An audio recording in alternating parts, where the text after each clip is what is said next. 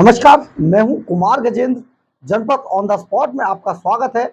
हमारे एक दूसरे social media platform podcast with Kumar Gajendra में भी आपका स्वागत है, जहां आप हमें सुन सकते हैं। बात करते हैं खबरों की।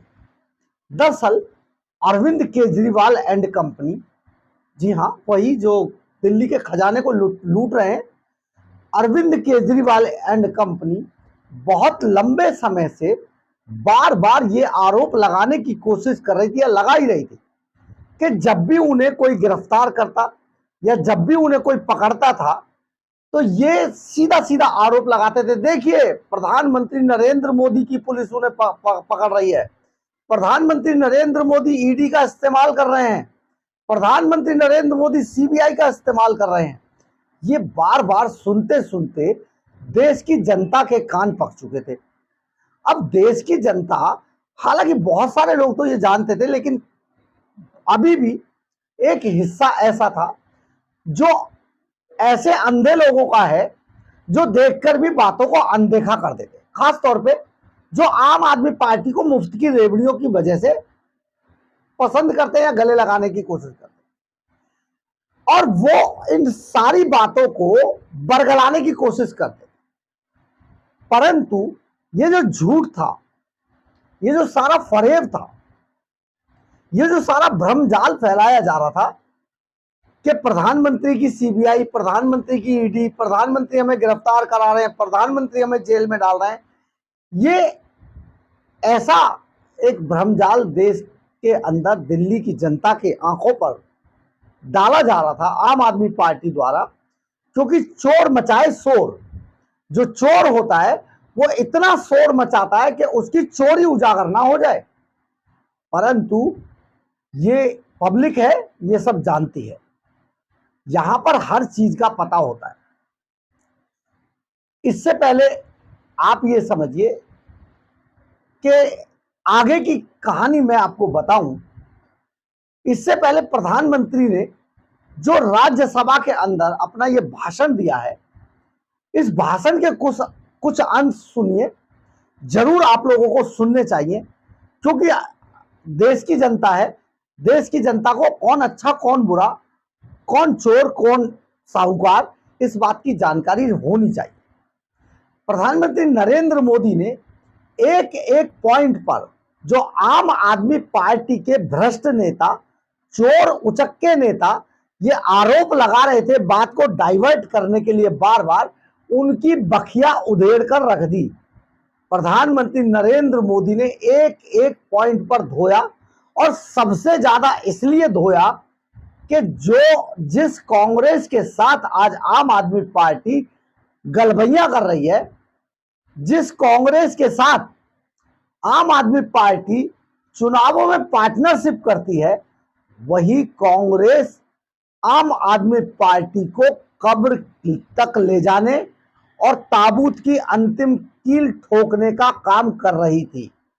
एक बार पहले लोकसभा के, राज्यसभा के अंदर प्रधानमंत्री नरेंद्र मोदी का ये भाषण सुनिएगा। लेकिन भ्रष्टाचार के गंभीर आरोपों से घिरे लोग, ये कांग्रेस वाले भ्रष्टाचारी बचाओ आंदोलन चलाने लग गए हैं, बेशर्मी के साथ। जिनको सजाएं मिली है भ्रष्टाचार में, इनके साथ तस्वीरें निकालने में को मजा आ रहा है। पहले ये लोग हमको पूछते थे, बातें तो बड़ी करते थे, भ्रष्टाचारियों पर कार्रवाई क्यों नहीं होती है, और जब भ्रष्टाचारी जेल जा रहे हैं तो हंगामा कर रहे हैं। क्या आप लोगों को जेल क्या भेज रहे हो? आदरणीय सभापति जी, यहां चर्चा के दौरान केंद्र की जांच एजेंसियों पर आरोप लगाए गए हैं। जांच एजेंसियों का ये सरकार दुरुपयोग कर रही है, ऐसा कहा गया है। आदरणीय सभापति जी, अब आप मुझे बताइए, भ्रष्टाचार करे आप, शराब घोटाला करे आप, बच्चों के क्लास के बनाने में घोटाला करे आप, पानी तक में घोटाला करे आप, आपकी शिकायत करे कांग्रेस, आपको कोर्ट में घसीट करके ले जाए कांग्रेस, और अब कार्रवाई हो तो गाली दे मोदी को। आपने सुना होगा प्रधानमंत्री नरेंद्र मोदी ने कितनी साफ गोई से ये सारा बताया कि भैया आप हमें जो बता रहे हैं कि नरेंद्र मोदी की ईडी फंसा रही है, नरेंद्र मोदी की सीबीआई उन्हें परेशान कर रही है, नरेंद्र मोदी उन्हें जेल में डाल रहा है, तो भैया नरेंद्र मोदी को गाली क्यों दे रहे हो? ये काम दरअसल कांग्रेस का किया धरा था। देखिए, कांग्रेस ने ही दोनों मामलों में जितने भी मामले के अंदर अरविंद केजरीवाल आज तिहाड़ जेल के अंदर बंद हैं, ये सभी मामले दरअसल कांग्रेस ने ही उजागर किए थे। यानी कि जो कांग्रेस है, कांग्रेस ने ही ये जो पूरे यानी कि शराब घोटाला हो और या फिर शीश महल हो, इसमें सबसे ज्यादा जो करतूत है वो कांग्रेस की हुई है।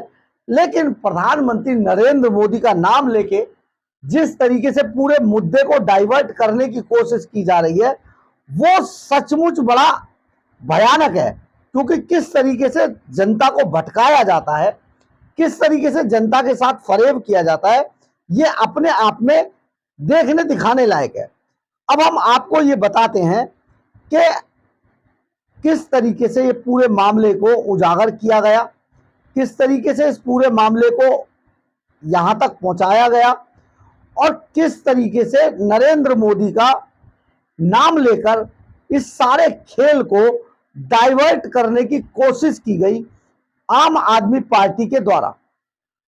अब हम आपको जो बताने जा रहे हैं कि अरविंद केजरीवाल के समर्थन में उतरी कांग्रेस पार्टी को लेकर बड़ी जानकारी आ रही है। दरअसल कांग्रेस पार्टी ने ही दिल्ली के अंदर हुए शराब घोटाले की शिकायत की थी और इस मामले में एक्शन लेने के लिए दिल्ली पुलिस को पत्र भी लिखा गया था। किसने लिखा था? कांग्रेस ने। जब 2021-22 में शराब नीति बनाई गई और उसके बाद जो परिणाम सामने आए, सबसे पहले कांग्रेस पार्टी को इस बात का पता चला कि शराब की जो नीति बदली गई थी, क्योंकि कांग्रेस 15 सालों तक दिल्ली की सत्ता पर काबिज रही थी और उन्हें उनके बहुत सारे अधिकारी अंदर थे, उन्हें बहुत सारी चीजों की जानकारियां बैठे बिठाए मिलती रहती। कहते हैं कि राजनीति में कोई भी अस्थाई ना तो दोस्त होता है ना दुश्मन होता है। यहां सब कुछ समय के हिसाब से, जरूरतों के हिसाब से चेंज होता रहता है। तो यह बात आम आदमी पार्टी और कांग्रेस पर बिल्कुल फिट बैठती है। करीब 3 साल पहले 2021-22 में कांग्रेस शराब नीति में घोटाले के मामले में जब बात सामने आई थी तो कांग्रेस ही इस बात की मांग कर रही थी कि जांच कराई जाए। इतना नहीं, पार्टी के कार्यकर्ताओं ने आपके खिलाफ विरोध प्रदर्शन भी किए थे, इस मामले की जांच की मांग की थी, मगर शुक्रवार को इसकी उलट तस्वीर देखने को मिली और ईडी और सीबीआई पर इन सब के आरोप इसलिए मर दिए गए कि ईडी और सीबीआई नरेंद्र मोदी इनसे अरविंद केजरीवाल को पकड़वाए। अब ये सारा मामला कैसे बना बिगड़ा? दिल्ली की नई शराब नीति को बेशक वापस ले लिया है, लेकिन इस घोटाले की जांच में आपके 3 नेता, तेलंगाना के पूर्व सीएम की बेटी और अब मुख्यमंत्री अरविंद केजरीवाल खुद फंस गए। दिल्ली कांग्रेस ने दिसंबर 2021 की शुरुआत में इस नीति का विरोध किया था। 2021 की शुरुआत में ये जो शराब नीति बनाई गई थी, इसका विरोध किया था कांग्रेस ने और केजरीवाल के इस्तीफे की मांग करते हुए नीति की मांग की जांच की मांग की थी। जून 2022 में तत्कालीन दिल्ली कांग्रेस अध्यक्ष चौधरी अनिल कुमार ने इस शराब नीति को लेकर पुलिस में शिकायत दर्ज कराई। अब आप देखिए, कांग्रेस शिकायत करती है और कांग्रेस ही जांच की मांग करती है, परंतु जो आम आदमी पार्टी है वो नाम लेती है, जैसा कि प्रधानमंत्री नरेंद्र मोदी ने कहा, वो टारगेट करती है प्रधानमंत्री नरेंद्र मोदी। अब इसमें नरेंद्र मोदी का क्या कसूर है? शिकायत कांग्रेस ने की, घोटाला अरविंद केजरीवाल ने किया, जांच ईडी और सीबीआई कर रही है, तो इसमें प्रधानमंत्री नरेंद्र मोदी कहां से आ गए? उन्हें क्यों गाली दी जाए? यही तो कह रहे थे राज्यसभा के अंदर। अब इसका शटर डाउन करते हैं, एक नया शटर उठाते हैं दिल्ली के मुख्यमंत्री अरविंद केजरीवाल का शीश महल। शीश महल दरअसल जितने भी अब तक दिल्ली के मुख्यमंत्री हुए थे वो सरकारी बंगलों में रहा करते थे, चाहे वो मदन लाल खुराना रहे हो, चाहे वो साहब सिंह वर्मा रहे हो, चाहे सुषमा स्वराज थी, चाहे शीला दीक्षित। और इन सरकारी बंगलों में जैसी व्यवस्था थी उसी के अनुसार रहते थे। कभी भी इन बंगलों का बहुत ज्यादा रेनोवेशन नहीं किया गया। अब मुख्यमंत्री बने अरविंद केजरीवाल, बड़े सिंपल बनकर आए थे। आम आदमी मफलर बांध के, किराए की भैया दोस्त की दी हुई गाड़ी। लेकिन भैया जैसे ही सीट पे बैठे उनके रंग बदल गए। इन्होंने पेंटागन की तर्ज पर ठीक उस वक्त जब देश और दुनिया कोरोना की महामारी से जूझ रही थी और चारों तरफ लाशें ही लाशें थी, लोगों पूरे जनता के अंदर तहीमाम मचा हुआ था, उस टाइम अरविंद केजरीवाल चोर अरविंद केजरीवाल दिल्ली के खजाने को चोरी करने वाला अपने लिए शीश महल बनवा रहा था। और शीश महल कौन बनवा रहा था? सत्येंद्र जैन, पीडब्ल्यूडी मिनिस्टर वही थे। सारे कायदे कानूनों को ताक पर रखकर पीडब्ल्यूडी अधिकारियों से एक शीश महल खड़ा कर दिया गया पेंटागन की तर्ज पर। अब हम आपको बताते हैं इस शीश महल का जब खुलासा हुआ तो कांग्रेस ने आरोप लगाया कि दिल्ली के मुख्यमंत्री अरविंद केजरीवाल के सरकारी आवास पर खर्च की गई राशि 171 करोड़ रुपए है, ना कि 45 करोड़। कारण कि मुख्यमंत्री के आवासीय परिसर के विस्तार के लिए उनकी सरकार को उन अधिकारियों के लिए अतिरिक्त फ्लैट खरीदने भी पड़े थे, जिनके घरों को या तो ध्वस्त कर दिया गया था यहां पर, या फिर उन्हें खाली कराकर कहीं और भेज दिया गया। कांग्रेस प्रवक्ता अजय माकन ने, इसको मैं एक बार फिर से कोट करता हूं, कांग्रेस प्रवक्ता अजय माकन ने केजरीवाल पर बनावटी तौर पर सादा जीवन जीने और सरकारी आवास पर करोड़ों रुपए खर्च करने का आरोप लगाया। अजय माकन ने कहा कि इसके उलट दिल्ली में सादगी की मिसाल उनकी पार्टी की नेता और पूर्व मुख्यमंत्री शीला दीक्षित थी। इस पर 171 करोड़ रुपए का खर्च बता दिया। माकन ने कहा कि शीला दीक्षित की पूरी कैबिनेट ने अपने शासन के 15 वर्षों में अपने घरों पर जितना खर्च किया उसका अरविंद केजरीवाल द्वारा अपने महल के नवीनीकरण पर खर्च की गई राशि से कोई मेल नहीं है। यानी कि बेइंतहा पैसा खर्चा किया गया। 171 करोड़ रुपए का टोटल खर्च बनता है अरविंद केजरीवाल पर। उन्होंने आरोप लगाया कि आवास पर खर्च की गई राशि 45 करोड़ नहीं बल्कि 171 करोड़ रुपए थी और रकम उस वक्त खर्च की गई, ये काम उस वक्त हुआ जब कोविड महामारी के वक्त कोविड महामारी का वक्त चल रहा था और पूरी दिल्ली उससे जूझ रही थी। माकन ने कहा कि मैं समझाऊंगा कि 171 करोड़ रुपए कैसे खर्च किए गए। केजरीवाल के आधिकारिक आवास 6 Flag Staff Road Civil Lines के बगल में 4 आवासीय परिसर थे, जिनमें कुल मिलाकर 22 अधिकारियों के फ्लैट थे।